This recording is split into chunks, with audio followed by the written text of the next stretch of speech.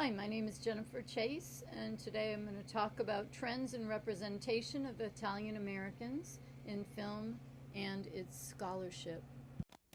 For the purposes of this project, the specificity of Italian American representation and related scholarship will be used as a model to represent the many other marginalized groups in the U.S. who have been underrepresented historically in film scholarship. I'll investigate the socio-political environment that made that underrepresentation possible. My research began as a curious observation of the contrast between my experiences as a child with my Italian immigrant great-grandparents, our three subsequent generations of family, and the oversimplified and stereotyped characters that I saw depicted in older American films. As I began to conduct research examining the scholarly work addressing those representations, misrepresentations, or utter lack of representation in the beginnings of the expanding study of film and its organization, I observed further disconnection between the broader immigrant and other groups as participating scholars. Therefore, it's often the study of what doesn't exist, what isn't represented or covered in the scholarship, and the scholarly organizations themselves that is the story. Italian Americans had to wait decades for inclusion in the scholarly conversation. Inequality in access to money, education, resources, and creative opportunities precluded them from shaping the topics and focus of the scholarly work. I examined the decades of 1911 to 1921, 1959 to 1969, and 2009 to 2019. The Italian filmmakers demonstrated prowess in the industry abroad, beginning with widely successful silent epics like The Fall of Troy in 1911. Italians were represented in American films like The Italian, a 1915 silent film, and later Rudy Valentino in The Sheik, 1921. When an Italian found himself cast in a Hollywood film, his role was mostly one-dimensional and oversimplified at best. At worst, he was portrayed as a barbaric criminal. Italian immigrants were mostly poor and working class without power in the American filmmaking industry. Film criticism began with modernist periodicals such as The Seven Arts and The Soil, with scattered articles in the 1910s. During the first 2 decades of the silent era, Italian Americans and other European immigrants became a favorite motion picture topic. In general, films portrayed European immigrants in jocular terms as people with odd, quaint, humorous customs, but customs that could be cured with the proper dose of Americanization. In fact, learning to be American became a common subtext of these early films. Cortez, too. In reality, according to Dr. Graciela Parati, the Italians who came to the U.S. were socialists and anarchists in the 1910s and 20s. They had the largest number of newspapers in Italian language in the U.S. compared to other immigrant groups, and were involved with labor movements. They fought for a 5-day work week, regulations against child labor, and led strikes. They were stonecutters and textile workers. Parati continues that their exploitation in film as often part of crime families combined with portrayal as barbaric and violent was commonplace. In reality, they threatened America's greatest fear, communism. Italian socialists derived themselves from the anarchists in the countryside of Italy and were a pacifist movement and remained pacifist. This is in stark contrast with how they were portrayed in American films. Heartthrob Rudy Valentino belied those early representations with his unexpected rise to the status of sex symbol. Despite his gentler and almost feminine beauty, he was an unexpected threat to the symbol of American heartthrob so carefully manicured.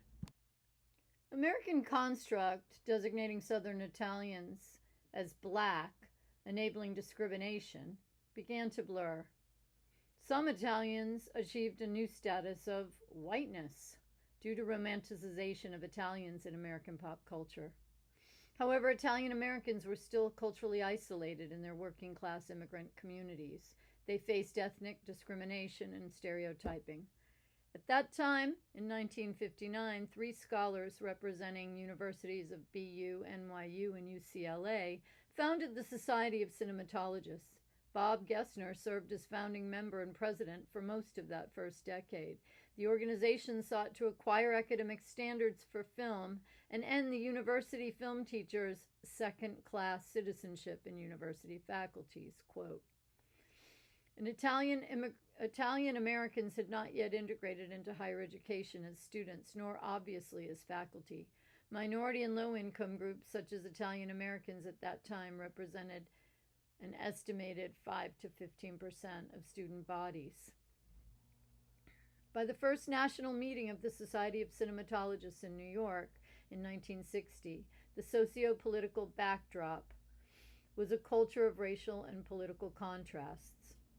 Gessner's requirement of scholars or participating scholars to have a devotion to the medium as a craft and art, scholarly posture with tangible scholarship in writing, works, and teaching, since it was rare for a low-income or minority to have met this criteria, the organization was intrinsically precluded those populations. At the close of the first annual meeting, conference director Mr. Amberg noted, "Whether we succeeded in defining ourselves, I really don't know. What we did was open up a world of discourse on the subject." By the third year's annual meeting in 1963, the officers and council again were all male. The agenda, too, included traditional cocktail hours and dinners at establishments such as the Harvard Club and others. Gessner remained devoted to all aspects of the organization, opening conferences, presenting his papers, chairing the Rosenthal Awards Committee, proposing fellowship opportunities, seeking funding from the Ford Foundation, and editing the fledgling 2-year-old Journal of Cinematologists, which notes that year's report as flourishing, boasting 100 printed copies that included 2 copies for each paying member. Presenters of papers included officers themselves. They covered investigative topics such as cinematic movements, technical aspects of cinema, lights and sound, and the organizing, curating of literature in the study.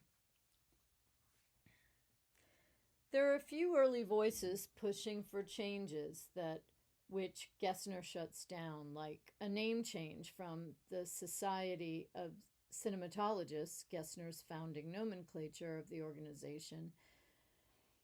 In his 1963 article, Film Scholarship, Present and Prospective, Jerzy Toplitz asserts that cooperation between scholars for the more vibrant and essential growth in film scholarship. He proposes the chief representative within UNESCO to lead this effort. By 1968, increasing the number of members was a cause of contention within the society. An attendee later recalled that of the 23 members present, a faction dubbed, quote, the Old Guard, unquote, wanted to remain a small and select learned society as originally conceived. By 1969 annual conference at UCLA, Bob Gessner had died. In what minutes note, quote, some felt unseemly haste, the SOC became the Society for Cinema Studies, end quote. Membership grew to 100. Although still mostly male and no evidence of ethnic diversity among members, the organization that was still defining itself had agenda items to include define, number 1, their identity, number 2, the value of the society to individual members, number 3, their relationship to the American Film Institute, and number 4, the possibility of student membership. In the late 1960s, film study began to make its way into the general humanities curriculum, often as part of English departments, but spreading into other departments. As successive waves of theory swept the field, its focus changed and adapted. Membership grew as film communication and media study became increasingly prominent in colleges and universities. Throughout the 1970s, Italian immigrants and their children were coming of age. They were involved in film, and they were creating films and characters that were defined by themselves, not by their grandparents. The 1980s saw a shift in perceptions of depth of characters. Italian Americans emerged to tell their own stories in film, and it started including other groups like African Americans in independent film, like Spike Lee's Do the Right Thing, that examined Italian and African American relationships. From 2009 through 2019, we see major shifts in the diverse topics, cohorts, and caucuses at conferences from the all-male, homogeneous early years. Inclusivity and diversity are in the forefront. We see much more collaboration between graduate students and faculty. 2009 is the 20-year anniversary of the founding of the Caucus on Class Graduate Students and Faculty that examine the ways in which social class influence curriculum and conditions under which faculty and students work and learn. The caucus organizes panels, film screenings, and other activities. They continue to create panels that address gender and nationality in film, critical theory of stereotyping in film and television, and othering and post-colonial discourse, as well as equity and employment in academia. As of 2015, SCMS membership numbers over 3,000 scholars, housed in more than 500 institutions across 38 countries. In 2018, the 266-page program from Toronto opens with a land acknowledgement, a formal statement that recognizes and respects Indigenous peoples as traditional stewards of the land that the institution sits on. The host city creates a welcome environment, a veritable community of inclusion, beginning with the exhaustive list of the area's restaurants, bars, health and wellness, and outdoor options, complete with affordable price ranges. Roundtables are included. For example, identity in the classroom, identity politics is what we used to call civil rights. Inclusion and representation, again, are front and center with presentations like Playing the Other, Exploring Identity and Agency in Contemporary Narrative Games. I think it's fitting that my research ends in 2019. The more than 200-page program that year celebrates the 60th year of the organization that has seen membership increase from 37 members to 3,000, representation from one country to 38 nations, 423 panels, roundtables, workshops, 23 seminars across 5 days. Annual expenses that were $71.32 the first year in 1960 are now up to $800,000 in 2019. A journal first established in 1961 establishes, or is continued, renamed, the Journal of Cinema and Media Studies. As I marvel at the list of presidents and increased growth since Robert Gessen's exclusive beginnings, I wonder if I treated him fairly. I wonder if the exclusivity was a byproduct of the implicit closed academic environment. Was I too hard on him? Was I not hard enough? SCMS forms its first DEI committee also in 2019. Students are front and center, driving that inclusion. Undergraduates are now welcome attendees.